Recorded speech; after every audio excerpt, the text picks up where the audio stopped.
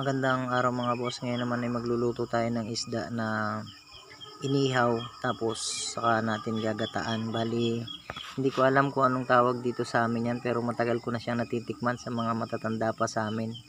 Bali, para sa akin ay isa rin siyang uri ng kinunot. Bali, same lang kasi yung pagluto nila ng kinunot.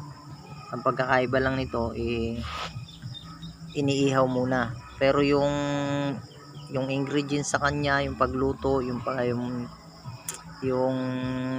paraan ng pagluto, parehas lang din. Pero ang pagkakaiba nito ay para sa akin mas masarap itong ganito kaysa sa kinunot. Bali, para sa akin lang naman, ang hinahanap-hanap ko rito ay yung lasa ng inihaw at saka yung pagkakunting sunog.